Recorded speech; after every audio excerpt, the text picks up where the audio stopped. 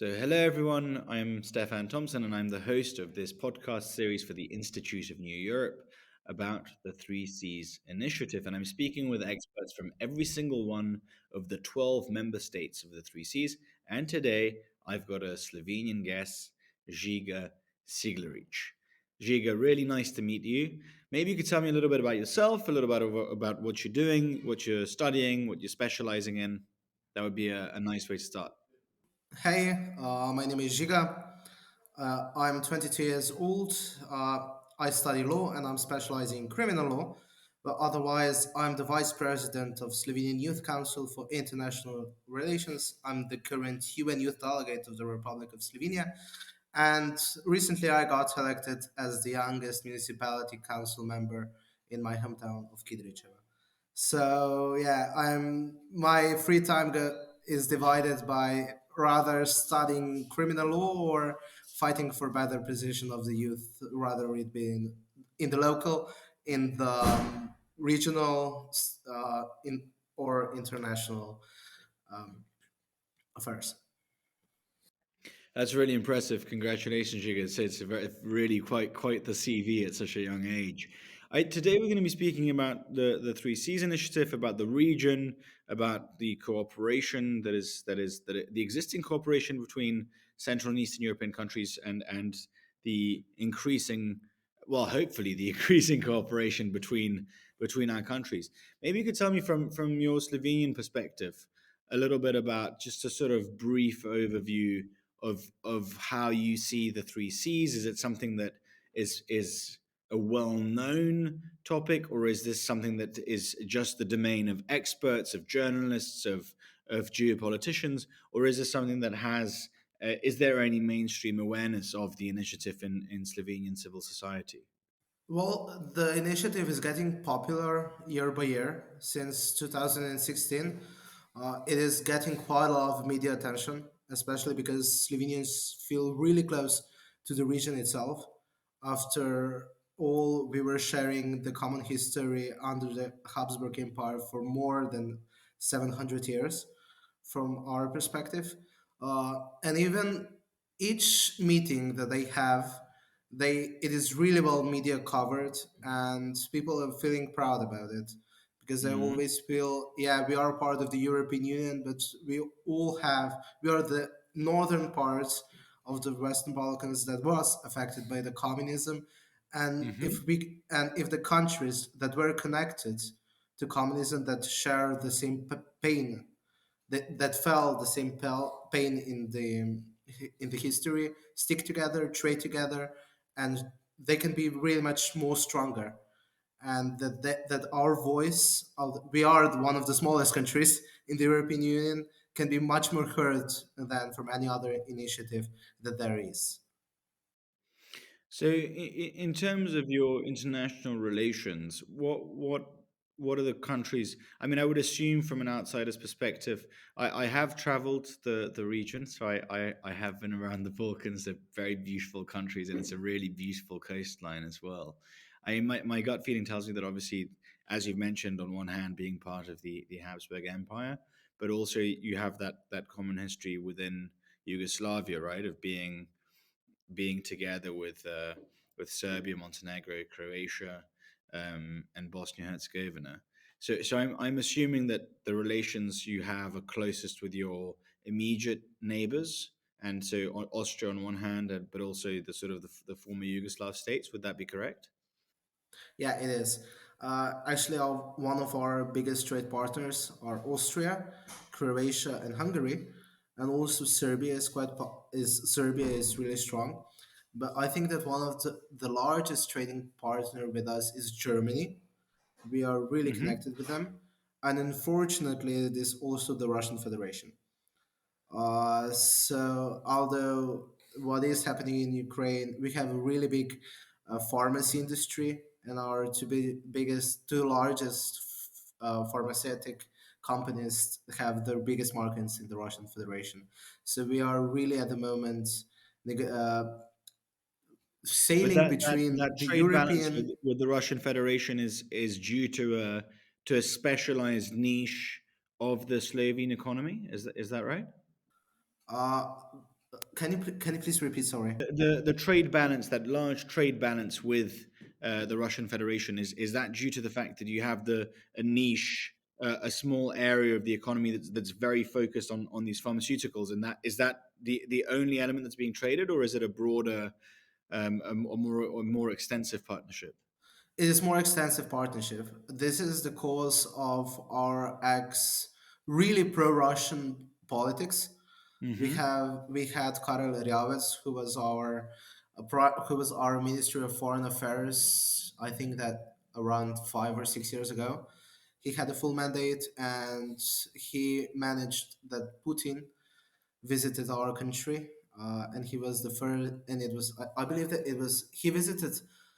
We were the first European Union or first NATO country after Crimea that was visited from him, and there was a really big propaganda about how the Russian market is big, how they are rich. We need their gas, and there are multiple causes, and also, actually, because also we didn't have a really big transition from the communist times.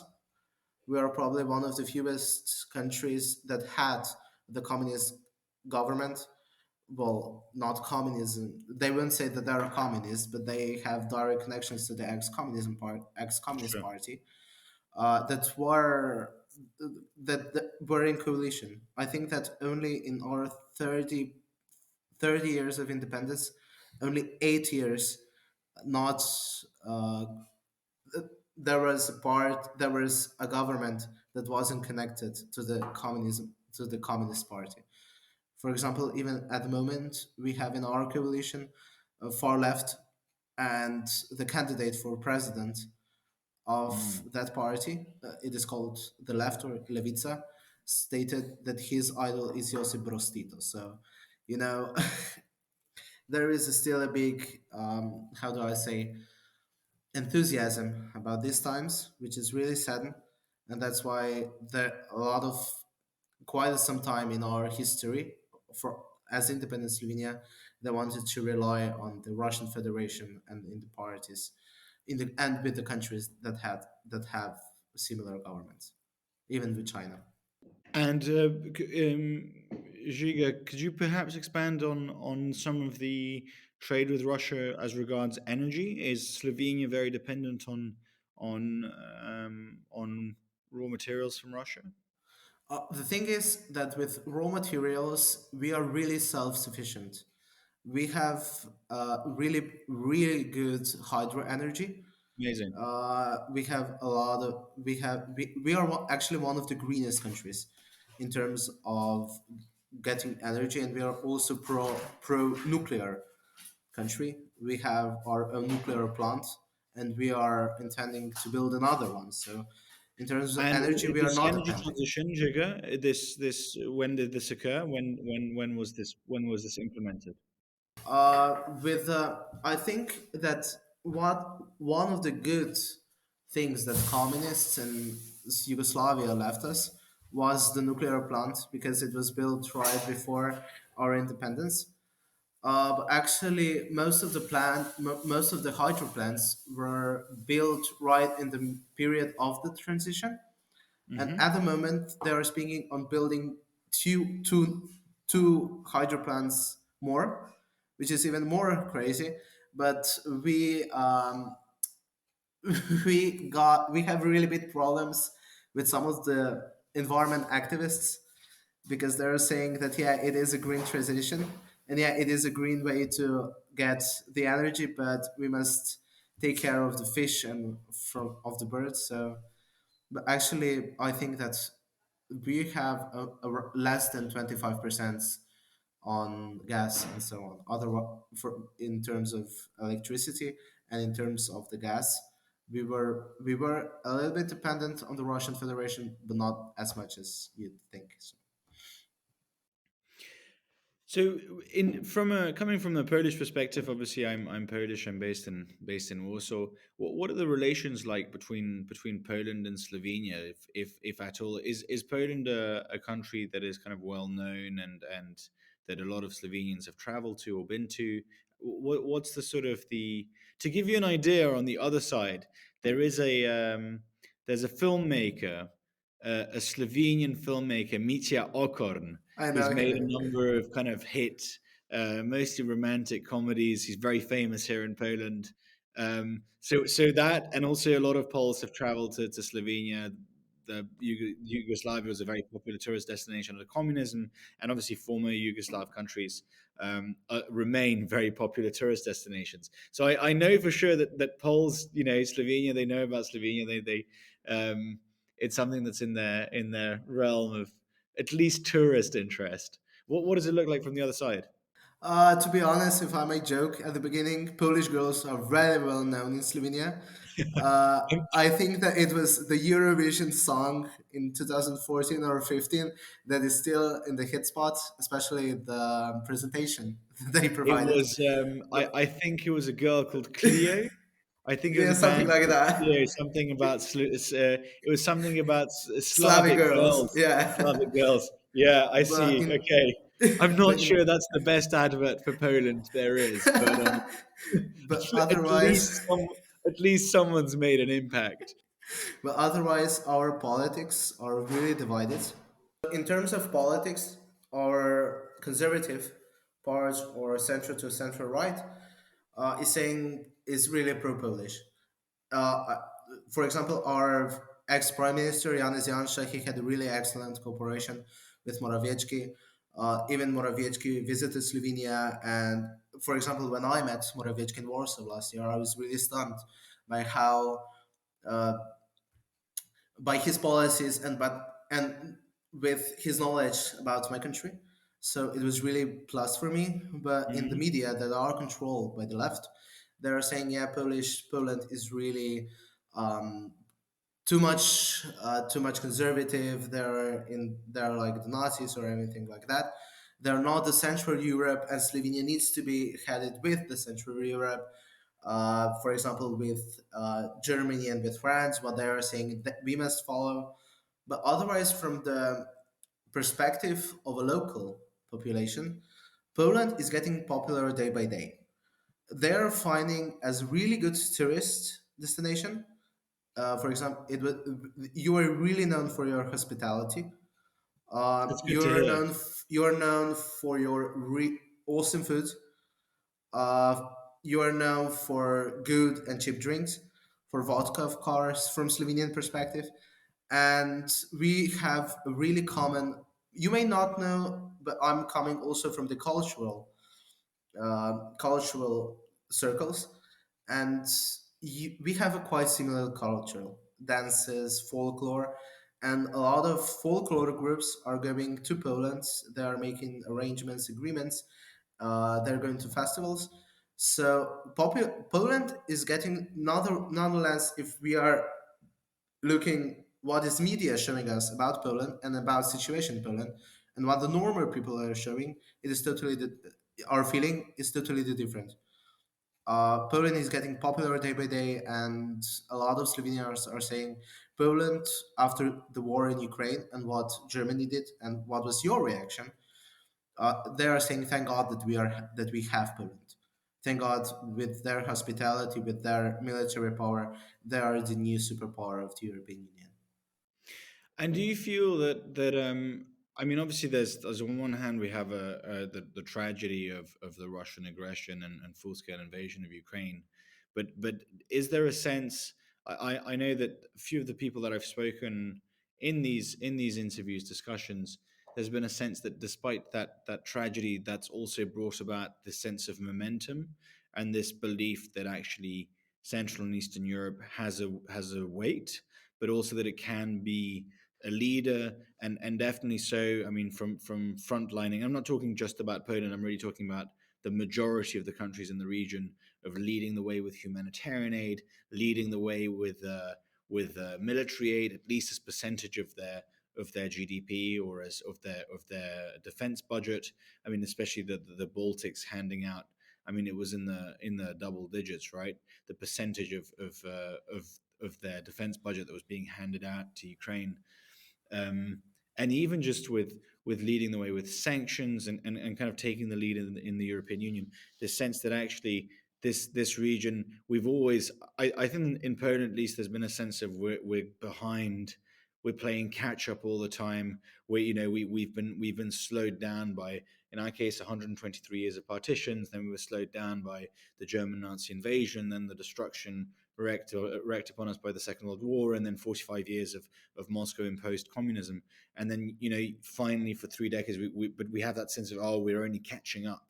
We're so far behind. And finally, we have a moment where our region, and I think those experiences are, for many countries, very similar in the sense of, you are dominated by the Habsburgs, you were dominated by Vienna, and again, then the destruction of World War II, and the economic, the economic havoc wreaked on our countries and our economies for decades.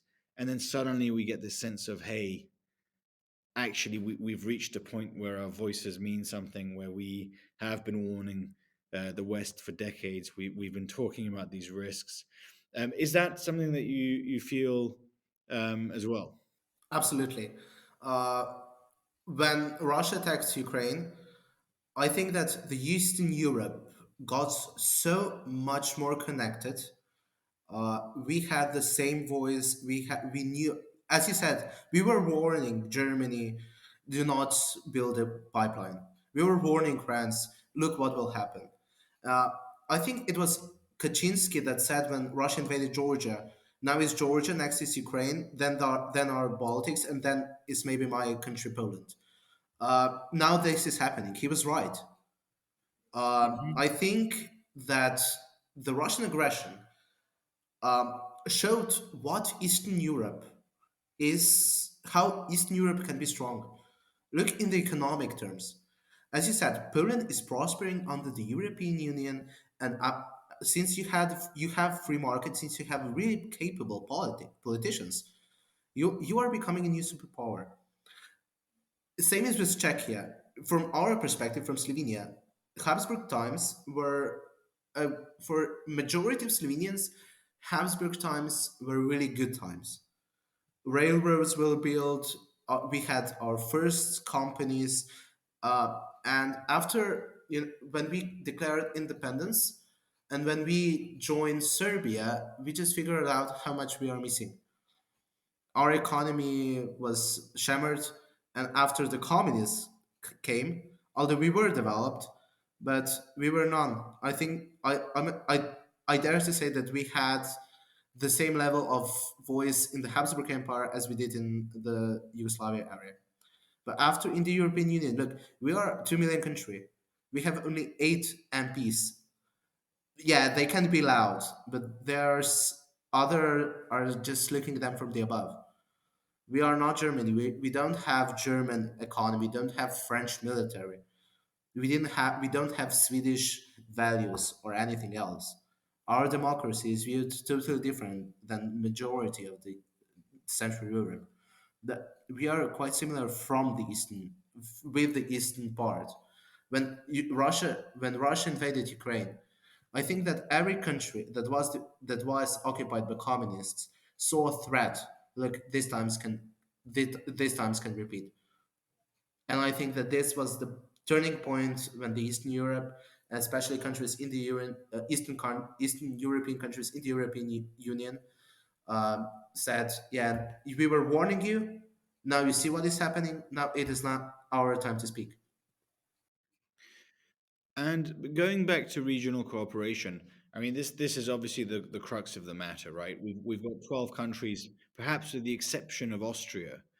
We have 12 countries, and in some ways the exception of Poland, which is by virtue of its geographical size and by virtue of its population size, perhaps a little bit of an outlier in some ways. And then obviously Austria, with the Soviets leaving in 1955, again, they had communism, but it's not quite the experience of those that ended up behind the Iron Curtain, or those who ended up under um, in Yugoslavia under Tito.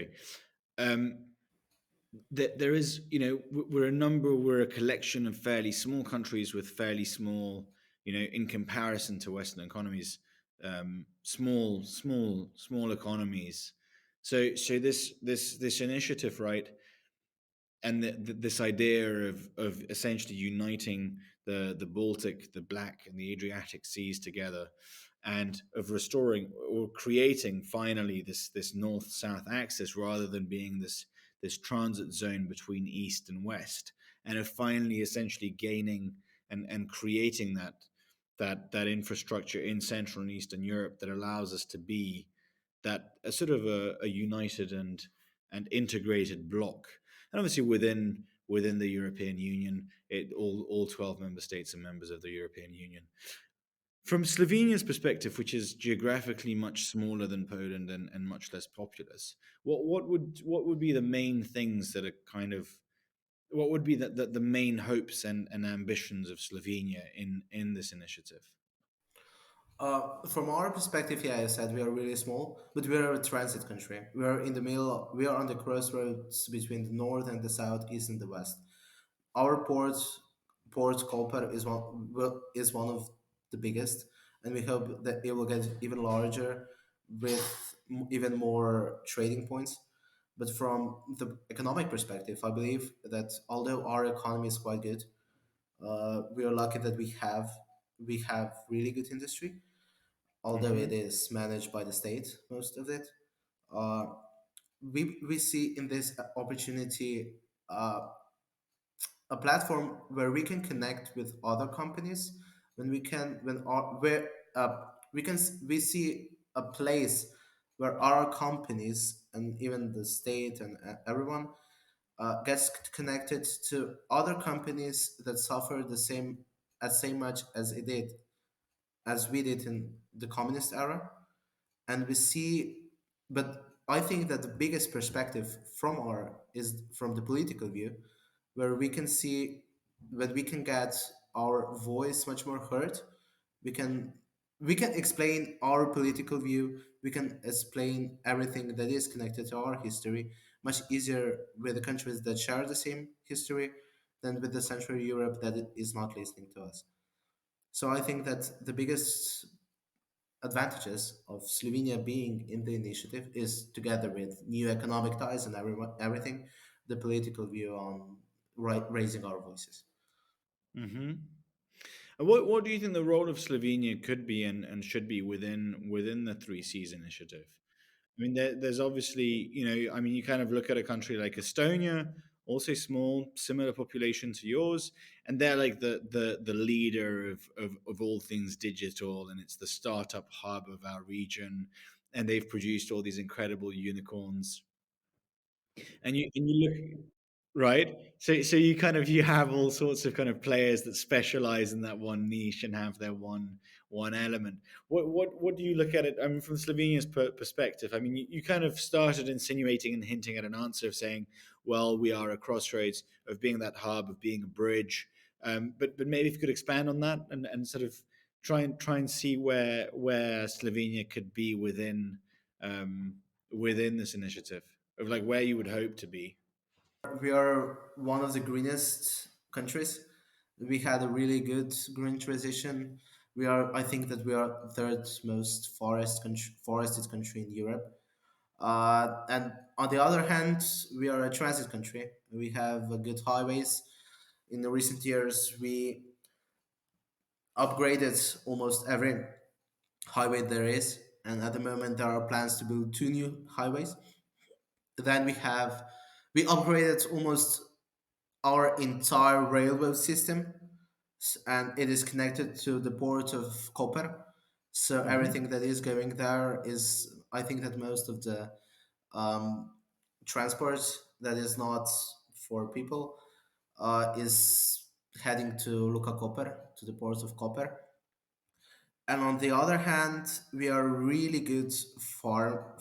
We have really good pharmacy industry. As I stated, one of our largest markets in the pharmacy industry was Russian Federation. I think that with what is happening there and how they are violating human rights, I think that Three Seas Initiative and the countries can replace them. So, but otherwise, we are really known as the stubborn.